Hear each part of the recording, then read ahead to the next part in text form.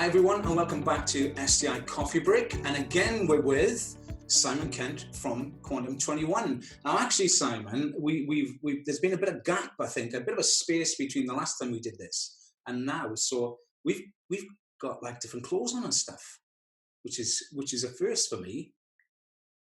I think I might have put the same shirt on, Dave, to be honest. Really? I think I might be in context. The continuity, I think, is quite good. Well, you've same mug, possibly. Yeah, and same shirt. Can you believe that? That's very good, continuity-wise. I should have checked that before, but congratulations. I think you just won the continuity prize, right? I think. Always thinking, mate. Up there for thinking. Down there for dancing. Yeah. Good. So why have we come back to do this? Well, you know, as we've talked about, Simon, these are going to be occasional videos again, right? So we're going to be doing this again. But this video was going to be about something very specific. We've talked about appreciating value in the last series. And we covered off things like convergence, coherence, magnifying the wave, which I thought was pretty cool. We talked about what value is. We talked about leadership, stakeholder value, that really talked about that as well. And this has led on to this one. And this one is about something you've been developing for a while. And I think it's pretty cool. What I've seen of it is pretty cool. So I want to talk about that. And that is, if you don't mind me stealing your thunder, or actually you tell us what it is. You tell us what it is. It's doing a silent drum roll then. There's a little silent drum roll. I like that. Yeah, it's called the Unified Value Cycle. Mm-hmm. It's based upon it's an operating model. It's a cycle in terms of life cycle of value. It's also a capability model as well. So when you can look at your IT organizational capabilities across the cycle. Look, what I'm going to do in typical Zoom fashion here, I'm going to just change my virtual background, Dave. Okay. If I can. Let's see if this works. Oh, I don't want that one. Let's do this one. There you go. Nice. Ta-da! Look, I love Zoom for that. You can change your background. One minute you can be on the moon, the next minute in front of a train, and the next minute in front of the Unified Value Cycle. Happy days. This is what it's all about. I love Zoom for that. So this, I'm going to point over it because I can see it. Okay. Hopefully I'm pointing on the right side. So this is the value cycle, okay? And it's comprised in sort of several core elements, and that is value core at the center, which is not what a lot of people perceive that as being, oh yeah, value is at the core. And actually what it is that value core is a balanced set of capabilities, I'll call them that, qualities, and the reason why they're balanced is that it's a state of being, right? Which sounds a bit hippie-ish, but bear with me, right? That state of being applies to who am I as a person, or who are we as a team, or who are we as an organization. And it looks at the soft human skills on the one side, and it looks at the data automation skills on the other. And so the value core is about who are we at our beingness, okay? So that is team spirit, it's culture, it's who am I as a person, how do I think, what is my state of mind, do I have empathy, do I have those skills, do I have emotional intelligence, do I have, do I tap into my intuition, are we diverse, do we have multiple perspectives in our thinking? So these are one of about 19 on the soft skills side, okay? So there are many on the soft skills side. And then on the harder, like I say, the data, the analytical, we follow certain practices, we think about value streams, we think about structure and organization on the other. Because if you chuck everything out that we've known so far, It's got us to where we are today. And you chuck it all out and go, no, that doesn't work. That's just rubbish. It doesn't work. Actually, I think that's the wrong thing. But we have been very process only centric. We've been very much kind of like, this is the route we go down, very factory thinking, and there is no deviation from that. And actually, that doesn't work anymore. We have to have deviation from that. We have to have more open-minded thinking. We have to go, do you know what? What if? So that is at the core. And then around the outside, what you see there in the direction of the arrow in the center is the value life cycle. And this is also not just a value life cycle, it's an innovation life cycle. It's a creativity life cycle. So if you look at the top of this, you've got value discovery. Value discovery is saying, what is it that we want?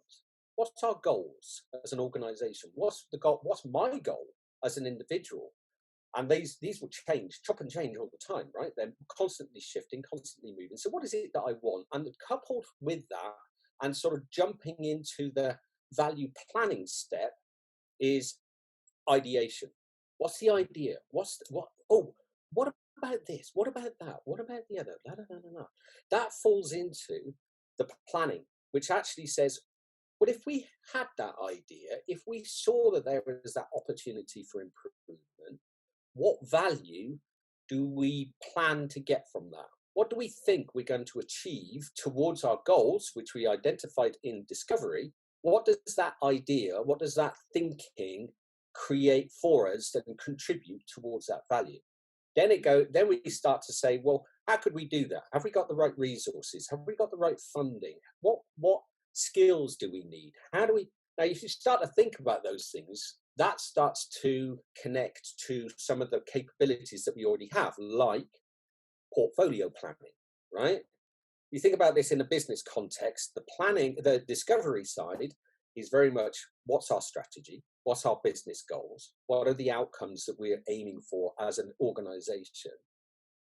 The planning side of it says, take the ideas, take the opportunities for innovation, take the opportunities to save costs as well. It's not just all about, creating more. It's actually, especially in times of post-COVID, there's going to be cost reduction going on. Yeah. So ideas are both for the expansion of value and for the saving of costs, which in turn creates value. Okay, so it can be applied whether it's new or whether it's increasing margin, right, and reducing cost as well. But that then segues, like I say, into value planning. Then you fall into value creation. Value creation is the world of, in the IT business relationship world, that's development. We are into the world of let's create something.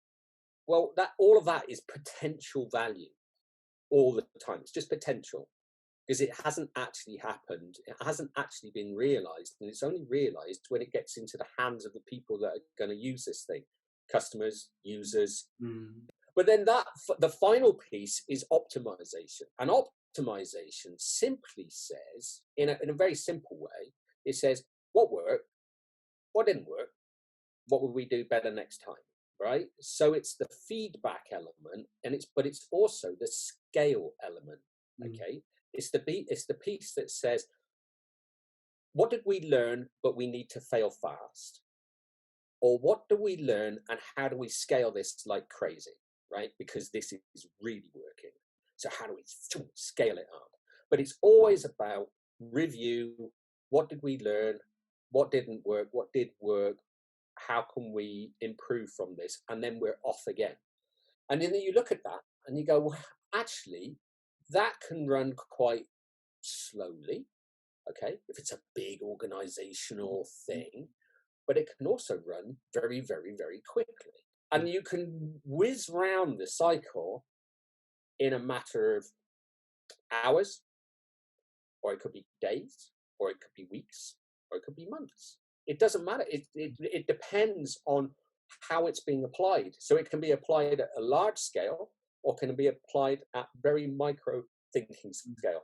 That is the unified value cycle, and it applies to creativity and innovation. So and you think about it, lots of people don't think about incident management as a point of creativity. And it absolutely is. It absolutely is. We're constantly, every moment of our lives, we are in creativity mode. Constantly. It's just a way of thinking.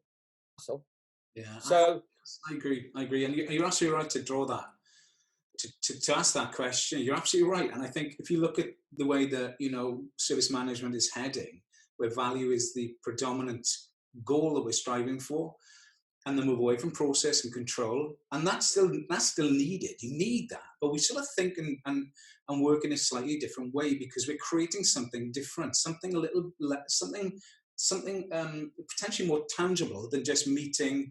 Did I tick the right box? Or from a quality control perspective, have I followed all the rules? And I think it's a big step. And I've certainly spoken to organisations who are making their way into this new land, and I think this really does sort of help. I love the way that it's, it wouldn't be foreign to anybody, because if you look at continuous improvement, if you look at, it's the same sort of idea, but you're actually focusing on value. You're focusing on something else rather than just following, I don't know, the Deming model or whatever. Do you know what I mean? Yeah. So it isn't a new world. It's just an improvement and a different vernacular. And it's really about changing continuous service improvement, which is a process. It's really talking about continual value. That's what it is, really. It's not about continual improvement. It's continual value, because improvement creates value. So I think it's interesting, and I'm gonna certainly really watch this to see how it unfolds, because I really think there's an awful lot that organisations and people will be able to tap into this. We're gonna close that now, Simon. It's been a little bit longer than the other ones, but I think there's an awful lot in that, which is great, and no doubt we'll do this again. We'll do some more of this again, and maybe some practical stuff potentially too. What we're also going to do, I think we're going to get something that the guys who listen to this can download from the description in just below this video, right? So you can click on that, and you can get more information about the Unified Value Cycle. So thank you for your time. It's been great to catch up.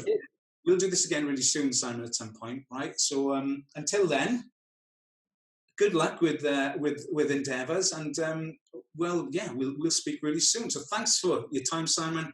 Thanks to everybody listening, and we'll see you in the next video. Thank you.